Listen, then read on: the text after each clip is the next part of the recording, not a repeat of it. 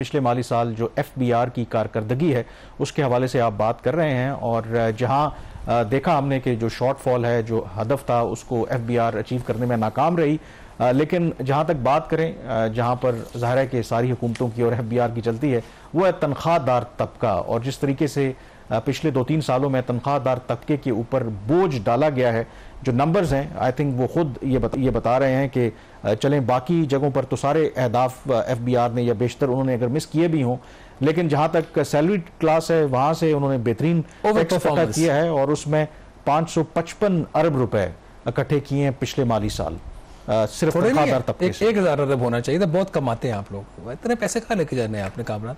गाड़ियां ले रहे हैं आप, मुझे पता चला आपको एसयूवी लेने का भी आपका कोई प्लान बन रहा है, तो ठीक नहीं है ये आपको इतना टैक्स। अगर आप कोई नॉन कस्टम पेड ले देंगे तो बिल्कुल ले लेंगे हम। नॉन कस्टम पेड गाड़ी आपको गवर्नमेंट देने के लिए भी तैयार होगी, उसके बाद की कीमत पे आप देने को तैयार। बहुत से लोग यहाँ पर चलाते हैं जिनसे पूछता कोई नहीं, नंबर प्लेट लगा के आप चलाएं, तो वो अगर आपके पास कोई ऑफर है। वैसे इसके ऊपर भी गवर्नमेंट काम कर रही है, कमेटी बनी हुई है कि जो नॉन कस्टम पेड जो गाड़ियां हैं उनको रेगुलेशन यूज हो रही है, उसको ठीक कर रहे हैं वैसे इस पे। और कमेटी ये वाली कमेटी भी आपके जो वज़ीर खारजा ये साथ डार साहब की सरबराही में बनी हुई है। तो वो शुगर से लेके गाड़ियों की नॉन कस्टम पेड गाड़ियां जो है सबका वो इंतजाम वही कर रहे हैं। अच्छा। तो वैसे ये देखने की जरूरत है पाकिस्तान में एक फाइनेंस मिनिस्टर या 2 फाइनेंस मिनिस्टर्स हैं, ये पीएम का डेप्टी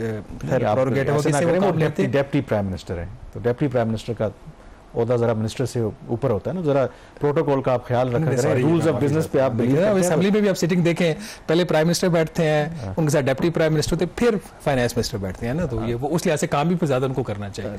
अब आ जाते हैं नाज़रीन नंबर्स के ऊपर।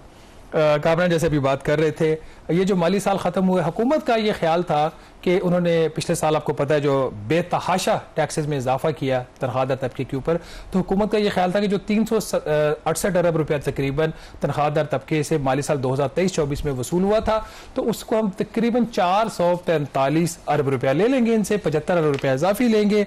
जो असल कहानी है जहां पे ओवर परफॉर्मेंस की, एक तरफ 1200 अरब रुपए का शॉर्टफॉल और दूसरी तरफ जो तनख्वाहदार तबका है उसे 555 अरब रुपया हुकूमत ने इकट्ठा किया है 12 माह में, जो पिछले साल के मुकाबले में 188 अरब या 51% ज्यादा है। अब आप शायद ये जो बात है, शायद की मैं बात कर रहा हूं, मेरे पास कोई एविडेंस तो नहीं है, शायद दुनिया में ये वाहिद मुल्क होगा जहां पे तनख्वाहदार तबके को से एक साल में एक हाई बेस के ऊपर, लो बेस के ऊपर भी नहीं, एक हाई बेस के ऊपर 51% एक साल में इजाफी टैक्स इकट्ठा किया है। किस सेक्टर की कितनी कंट्रीब्यूशन है इसके अंदर?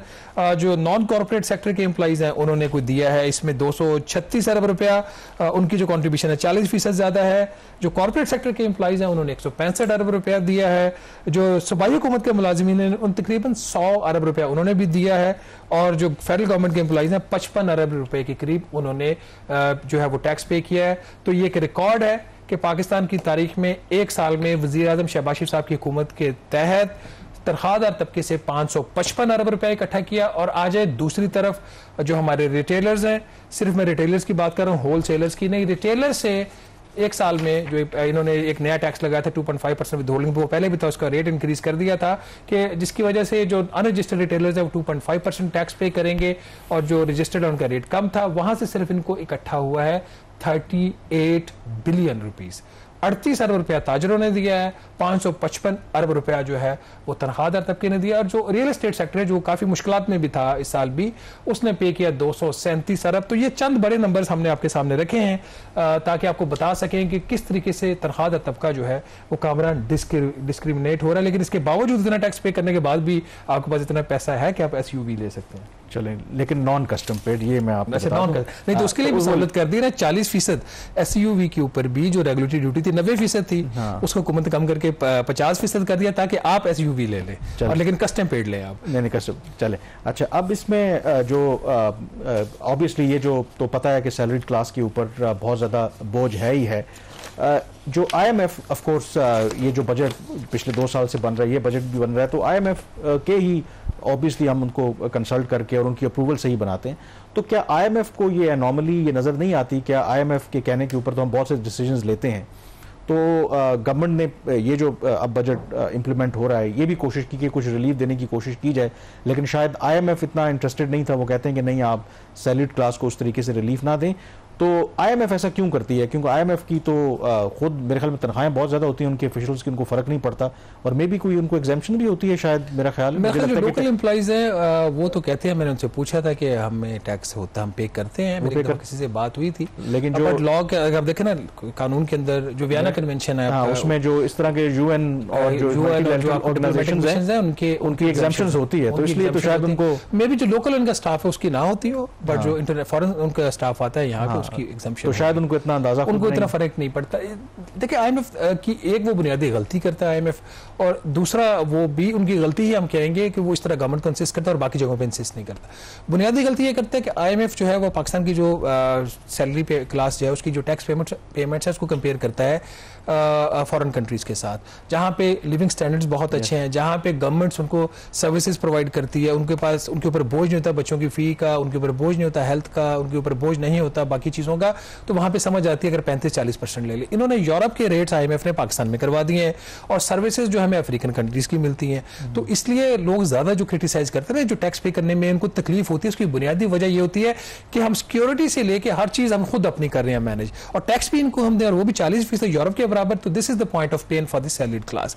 अच्छा, जो उनका प्रॉब्लम क्या है IMF का प्रॉब्लम ये है, वो कहते हैं कि हमें सर्टेनिटी चाहिए कि यकीनन पैसा आप कहां से ले लेंगे, उनका यकीनन आप ताजरों से तो नहीं लेंगे, तो यकीनन आप जो लेंगे वो तनख्वाहदार तबके से लेंगे, ये एक फैक्टर है। अभी भी जो बजट के अंदर जो टैक्स के रेट्स में रद्दोबदल हुआ है सैलरीड क्लास के लिए, हुकूमत का अगेन दावा है, अभी तो अगले साल जाके नंबर्स को देखेंगे तो पता चलेगा कि उससे 56 अरब रुपए की उसने तनख्वाहदार तबके को रिलीफ दी। अगर 555 अरब है तो रफली आप कह लें कि 500 अरब रुपया मिनिमम तो ये होगा, उसके ऊपर फिर जो लोगों की तनख्वाह में इजाफा हुआ है, और जो नॉमिनल आपकी जहाँ पे इंक्रीज है, गवर्नमेंट की सैलरीज अच्छी खासी इंक्रीज हुई है, प्राइवेट सेक्टर की भी कुछ जगहों पे होती है, हमारी शायद नहीं होती, लेकिन लोगों की तो होती हैं, तो इसलिए वहां से उसकी वजह से फिर ऑटोमेटिकली कलेक्शन आएगी। तो ये जो 555 अरब है ना, ये 555 अरब अगले साल इससे भी कम नहीं होगा, बावजूद इसके जो हुकूमत का दावा है कि उसने 32 लाख रुपए तक की जो तनख्वाह है उसके ऊपर जो टैक्स का रेट है वो कुछ कम किया। हुकूमत की ख्वाहिश ये थी, और जो हमें बताया गया, फाइनेंस मिनिस्टर साहब भी ये कहते रहे, फाइनेंस सेक्रेटरी ने कहा, MOS फाइनेंस ने कहा, प्राइम मिनिस्टर खुद ये बात कहते रहे,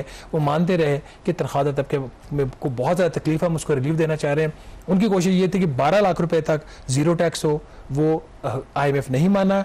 उसमें शायद इसका FBR का भी एक वेस्टेड इंटरेस्ट ये था, क्योंकि 12 लाख तक अगर जीरो टैक्स होगा तो फिर रिटर्न भी कम हो जाएंगे ना, तो ऊपर जाके रिटर्न लेना भी इनके लिए मुश्किल होता है। हालांकि गाड़ी अब ले ली है, और गाड़ी लेने का आइडिया तो यही है, जिनको गाड़ियां दी गई हैं कि ये गलियों में जाएंगे, अब खेतों में जाएंगे और लोगों से टैक्स रिटर्न भी फाइल करवाएंगे। हालांकि 12 लाख अगर आप 1 लाख रुपए पर मंथ अगर आप रुपए की वैल्यू देखें तो कुछ भी नहीं है। आई थिंक बिल्कुल उस पर एक जस्टिफाइड है, इतना होना चाहिए। और उसमें जो सबसे सितम ज़रीफी वाली बात है कि बाकी जो एक्सपोर्टर्स होंगे, रियल स्टेट वाले होंगे, रिटेलर्स होंगे, वो एक उनके पास ताकत भी है, उनका असर रसूख भी है, वो प्रेशर ग्रुप भी हैं, और कहीं ना कहीं अपनी बात मनवा भी लेते हैं। लेकिन जो तनख्वाहदार तबका है उनके पास, बेचारों के पास कोई फोरम भी नहीं है कि जहां पर इस तरह के अगर अनजस्ट फैसले होते हैं तो उसके खिलाफ कोई एहतजाज कर सकें, कोई हुकूमत के ऊपर दबाव डाल सकें। तो शायद इस वजह से भी गवर्नमेंट जो है सैलरीड क्लास को फॉर ग्रांटेड लेती है। देखिए, वैसे एक्सपोर्टर्स का हम खुद बड़ा शोर करते रहे, देखिए इस दफा मैंने एक्सपोर्टर्स का नाम नहीं लिया। अब एक्सपोर्टर के साथ जहां पे एक साइड पे एक्सट्रीम पे थी गवर्नमेंट, अब दूसरी एक्सट्रीम पे चली गई है। एक्सपोर्टर्स के ऊपर नॉर्मल इनकम टैक्स लगा दिया 29%, बिल्कुल ठीक है, लगाना चाहिए था। फिर जो उसके साथ उनसे ज्यादती हो रही है अब एक्सपोर्टर के साथ, वो ये हो रही है कि उनसे अभी भी 1% एडवांस टैक्स भी ले रहे हैं और 1% मिनिमम टैक्स भी ले रहे हैं, तो उनसे इफेक्टिवली 31% टैक्स ले रहे हैं। तो ये गलत है इनके, ये जो उनके साथ ओवर डूइंग हुई है एडवांस वाली, वो इनके साथ खत्म हो जानी चाहिए थी। जब आपने उन पे स्टैंडर्ड इनकम टैक्स रेट के ऊपर ले आए तो फिर मिनिमम या एडवांस की तो कोई जरूरत नहीं बनती ना। ओवरऑल नाज़रीन, चैलेंजिंग ईयर था हुकूमत के लिए, हुकूमत के लिए तो था ही, तनख्वाहदार तबके के लिए उससे ज्यादा चैलेंजिंग था। FBR एक चीज जहां पे हम कहेंगे, जहां पे उन्होंने 1200 अरब से अपना जो हदफ है वो मिस किया, उसके साथ ही ठीक है, जो भी वजूहात हो, जो भी फैक्टर्स हो, उन्होंने 26% ग्रोथ भी दिखाई है, जिसको अप्रिशिएट करने की जरूरत है। इस दफा चेयरमैन FBR ने हैवी इन्वेस्टमेंट किया है ह्यूमन रिसोर्स के अंदर, तो हम उम्मीद करते हैं कि अगले माली साल का, ये जो नया माली साल शुरू हुआ है, इसका जो टैक्स का हदफ है 14,130 अरब रुपए का, ये बगैर किसी रुकावट के, बगैर मिनी बजट के और बगैर किसी बड़े मार्जिन से मिस किए हुए, ये अगले साल जो है हुकूमत, हम जून में जब बात करेंगे तो ये हुकूमत और FBR टारगेट अचीव कर लेगा। यहाँ पे छोटी सी ब्रेक लेंगे और ब्रेक के बाद वापस आएंगे तो बात करेंगे फॉरेन पॉलिसी की। Stay with us.